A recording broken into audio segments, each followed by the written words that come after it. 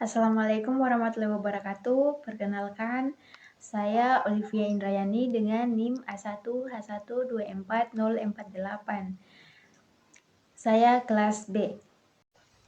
Pada kesempatan kali ini, saya akan membahas tentang hakikat manusia dan pengembangannya, pengertian dimensi-dimensi pengembangan serta hubungan manusia. Pengertian hakikat manusia. Sifat hakikat manusia itu adalah sebagai ciri yang membedakan manusia dari hewan. Wujud sifat hakikat manusia, yang pertama kemampuan menyadari diri, yang kedua kemampuan bereksistensi, yang ketiga pemilikan kata hati, yang keempat moral, yang kelima kemampuan bertanggung jawab, yang keenam rasa kebebasan, yang ketujuh kesediaan melaksanakan kewajiban dan menyadari hak kemampuan menghayati kebahagiaan. Selanjutnya, dimensi-dimensi hakikat manusia terdiri atas 4, yaitu dimensi keindividualan dapat diartikan sebagai orang atau seseorang yang merupakan suatu keutuhan yang tidak dapat dibagi-bagi, serta terdiri dari jasmani dan rohani. Dimensi kesosialan dapat diartikan sebagai dorongan seseorang untuk bergaul atau keinginan kuat seseorang untuk bertemu dengan sesama. Dimensi kesusilaan berasal dari kata su dan sila yang artinya kepantasan yang lebih tinggi. Pengertian susila juga berkembang sehingga memiliki perluasan arti seperti kebaikan. Dalam bahasa ilmiah juga memiliki dua istilah, yaitu etiket atau persoalan kebaikan dan etika atau persoalan kebaikan. Dimensi keberagaman merupakan kepercayaan terhadap agama dan keyakinan yang dianut. Selanjutnya, perkembangan dimensi hakikat manusia terdiri atas 2, yaitu perkembangan yang utuh adalah perkembangan yang dapat dilihat dari segi wujud, dimensi, dan arah perkembangannya.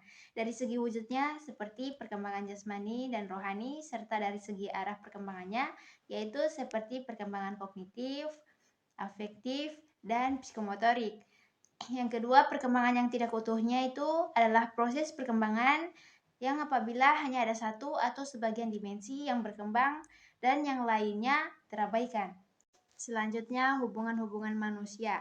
Yang pertama, hubungan manusia dengan Tuhan yang biasa disebut dengan hubungan vertikal. Yang kedua, hubungan manusia dengan sesama manusia yang biasa disebut dengan hubungan horizontal. Yang ketiga adalah hubungan manusia dengan dirinya sendiri yang biasa disebut dengan konsentris. Bab 2. Pengertian pendidikan dan unsur-unsur pendidikan. Pengertian dan tujuan nasional pendidikan serta unsur-unsur pendidikan. Pendidikan memiliki sasaran yaitu manusia, mengandung banyak aspek dan sifatnya sangat kompleks. Berikut beberapa pengertian pendidikan berdasarkan fungsinya. Berdasarkan fungsinya, pendidikan itu sebagai proses transfer budaya. Pendidikan sebagai proses pembentukan pribadi, pendidikan sebagai proses penyiapan warga negara, pendidikan juga sebagai penyiapan tenaga kerja. Selanjutnya, tujuan pendidikan nasional. Tujuan pendidikan nasional yaitu memuat gambaran tentang nilai-nilai baik, luhur, pantas, benar, dan indah untuk kehidupan. Pendidikan adalah untuk memberikan arah kepada segenap kegiatan pendidikan yang merupakan sesuatu yang ingin dicapai oleh segenap pendidikan. Kemudian unsur-unsur pendidikan terdiri atas subjek yang dibimbing atau peserta didiknya, yang membimbing atau pendidiknya, interaksi antara peserta didik dengan pendidik, ke arah mana bimbingan ditujukan, atau tujuan dari pendidikan tersebut, dan pengaruh yang diberikan dalam bimbingan, atau materi pendidikan yang diajarkan. Bab 3. Landasan dan asas-asas pendidikan serta penerapannya. Landasan pendidikan dan asas pendidikan. Landasan pendidikan terdiri atas 5, yaitu landasan filosofis, landasan sosiologis, landasan kultural, landasan psikologis, landasan ilmiah, dan teknologi. Landasan filosofis merupakan landasan yang berkaitan dengan makna atau hakikat pendidikan yang berusaha menelaah masalah-masalah pokok pendidikan. Landasan sosiologis merupakan landasan yang menjelaskan bahwa manusia selalu hidup berkelompok dan saling ketergantungan. Landasan kultural merupakan landasan yang menjelaskan tentang pendidikan itu selalu berkaitan dengan manusia serta kebudayaan sebagai gagasan dan karya manusia selalu berkait dengan pendidikan. Landasan psikologis merupakan landasan yang berkaitan dengan melibatkan aspek kejiwaan manusia yang merupakan salah satu landasan yang paling penting dalam bidang pendidikan. Landasan ilmiah dan teknologi merupakan landasan yang berperan sangat penting dalam pewarisan dan pengembangan ilmu pengetahuan dan teknologi. Asas-asas pendidikan terdiri atas 3, yaitu asas tuturi handayani, asas belajar sepanjang hayat, asas kemandirian dalam belajar.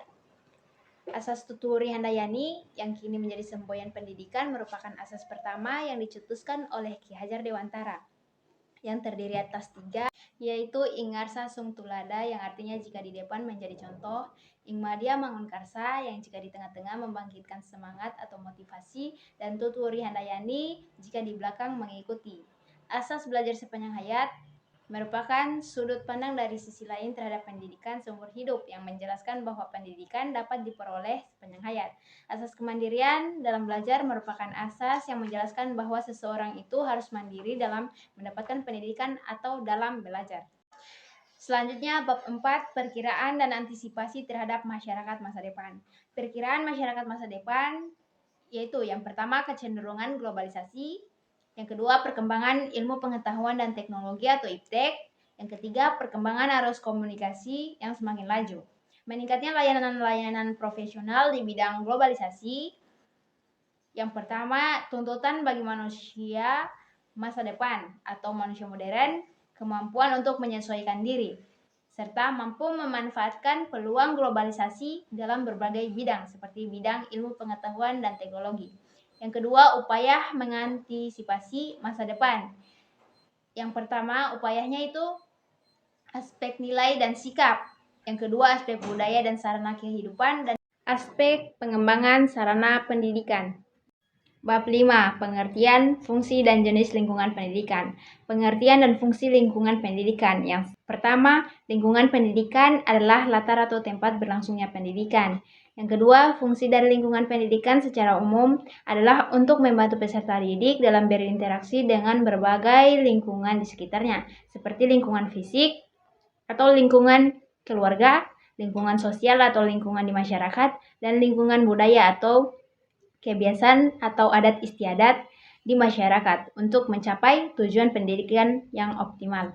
Selanjutnya, jenis lingkungan pendidikan dan pengaruh timbal baliknya terhadap pendidikan. Pusat pendidikan atau jenis lingkungan pendidikan terdiri dari 3, yaitu lingkungan pendidikan formal, di mana pendidikan ini berasal dari lingkungan. Yang kedua, lingkungan pendidikan non-formal, di mana pendidikan ini berasal dari masyarakat. Dan yang ketiga adalah lingkungan pendidikan informal, yang dimana pendidikannya berasal dari keluarga.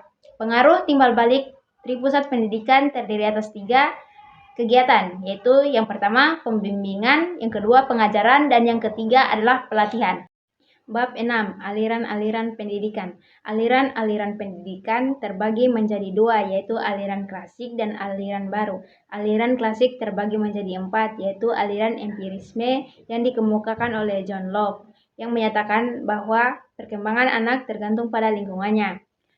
Kemudian aliran nativisme. Aliran ini dikemukakan oleh Schopenhauer. Ia mengemukakan bahwa anak yang lahir membawa potensinya sendiri sejak lahir, baik berupa potensi baik ataupun potensi buruk. Aliran naturalisme. Aliran ini dikemukakan oleh Jean-Jacques Rousseau yang menyatakan bahwa anak membawa potensi kebaikan karena anak berasal dari alam dan alam merupakan ciptaan Tuhan dan sumber dari segala kebaikan. Aliran konvergensi dikemukakan oleh William Stern yang menyatakan bahwa perkembangan individu dipengaruhi oleh faktor lingkungan dan keturunan. Gerakan baru pendidikan dan pengaruhnya, serta 2 aliran pokok pendidikan di Indonesia. Gerakan baru pendidikan dan pengaruhnya terhadap pelaksanaan di Indonesia, yang pertama itu pengajaran alam sekitar, yang kedua pengajaran pusat perhatian, dan yang ketiga sekolah kerja, serta yang keempat adalah pengajaran proyek. 2 aliran pokok pendidikan di Indonesia. Yang pertama adalah perguruan kebangsaan taman siswa, dan yang kedua adalah ruang pendidik INS Kayu Tanam.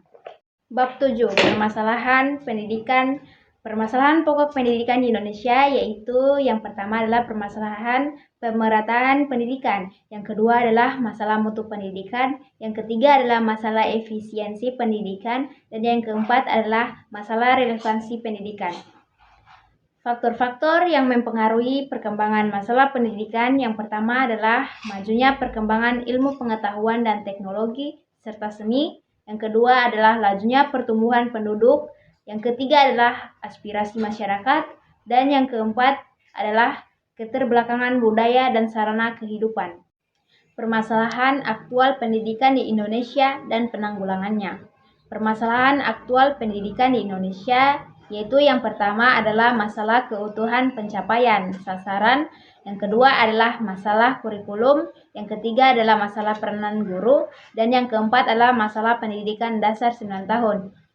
Upaya penanggulangannya yaitu yang pertama perlu meningkatkan pendidikan afeksi, yang kedua pelaksanaan kegiatan ekstrakurikuler dilaksanakan dengan sungguh-sungguh, dan yang ketiga guru harus melaksanakan kegiatan ekstrakurikuler sebagai nilai akhir, serta yang keempat adalah pendidikan bagi tenaga pengajar perlu diberi perhatian khusus, dan yang kelima adalah masyarakat perlu diberitahu tentang proses tahapan pendidikan dasar. Bab 8 Sistem Pendidikan Nasional. Pengertian pendidikan nasional. Pendidikan nasional adalah usaha sadar dan terencana untuk menyiapkan peserta didik agar dapat berperan aktif dan positif dalam kehidupannya sekarang dan masa yang akan datang, serta untuk mengembangkan potensi diri seperti kekuatan spiritual keagamaan, pengendalian diri, kecerdasan, akhlak mulia, serta keterampilan yang diperlukan diri masyarakat, bangsa, dan negara, serta berdasarkan Pancasila dan Undang-Undang Dasar 1945. Fungsi dan tujuan pendidikan. Yang pertama, pendidikan berfungsi sebagai pembentukan kepribadian dan mengembangkan kemampuan untuk mencerdaskan kehidupan bangsa. Dan yang kedua, pendidikan itu bertujuan untuk mengembangkan potensi peserta didik agar menjadi manusia yang beriman dan bertakwa kepada Tuhan Yang Maha Esa, berakhlak mulia, sehat berilmu, kreatif, mandiri, dan menjadi warga negara yang demokratis. Selanjutnya, jalur pendidikan, jenjang pendidikan, dan jenis pendidikan berdasarkan Undang-Undang Nomor 20 Tahun 2003. Yang pertama, jalur pendidikan terbagi menjadi dua, yaitu yang pertama adalah jalur pendidikan sekolah dan yang kedua adalah jalur pendidikan luar sekolah. Yang kedua, jenjang pendidikan. Jenjang pendidikan terbagi menjadi tiga, yaitu jenjang pendidikan dasar seperti SD dan SMP, jenjang pendidikan menengah seperti SMA dan SMK, dan jenjang pendidikan tinggi seperti perguruan tinggi akademik. Yang ketiga adalah jalur pendidikan. Terdiri atas jalur pendidikan umum, jalur pendidikan kejuruan, jalur pendidikan akademik, jalur pendidikan profesi, jalur pendidikan vokasi, jalur pendidikan keagamaan, dan jalur pendidikan khusus. Selanjutnya, bab 9, pendidikan dan pembangunan. Pendidikan merupakan alur tengah dari sektor pembangunan, karena pendidikan menduduki posisi sentral yang sasarannya adalah peningkatan kualitas sumber daya manusia. Selanjutnya, subjek dan objek pembangunan. Sebagai subjek, manusia dapat membuat bangunan dengan kemampuannya. Sebagai objek, manusia adalah sasaran yang dibangun melalui keterampilan kerja, penalaran, dan sikap hidup. Kemudian, perbedaan dan persamaan pendidikan dan pembangunan. Pendidikan adalah usaha ke dalam diri manusia yang dapat menghasilkan sumber daya manusia yang menunjang pembangunan. Sedangkan pembangunan adalah usaha keluar diri manusia dan hasil pembangunannya dapat meningkatkan kualitas pendidikan. Kemudian, sumbangan pendidikan dan wujud pembangunan pendidikan. Sumbangan pendidikan pada pembangunan terdiri atas yang pertama itu dari segi sasarannya berupa peserta didik. Yang kedua, segi lingkungan pendidikan seperti lingkungan formal, non-formal, dan informal. Yang ketiga adalah segi jenjang pendidikannya seperti jenjang pendidikan dasar, menengah, dan tinggi. Dan yang keempat adalah dari segi pembidangan kerja seperti untuk menyiapkan manusia sehingga dapat membangun lingkungannya. Selanjutnya, wujud pembangunan sistem pendidikan itu terdiri atas 4 aspek, yaitu aspek filosofis, aspek yuridis, aspek struktural, dan aspek kurikulum. Aspek filosofis merupakan aspek yang mencakup pemikiran, nilai, dan tujuan pendidikan, sedangkan aspek yuridis merupakan aspek yang mencakup peraturan dan kebijakan hukum yang mengatur sistem pendidikan. Kemudian aspek struktural yang mencakup komponen-komponen yang membangun sistem pendidikan. Selanjutnya, aspek kurikulum adalah aspek yang mencakup beberapa komponen yang saling terkait untuk mencapai tujuan pendidikan.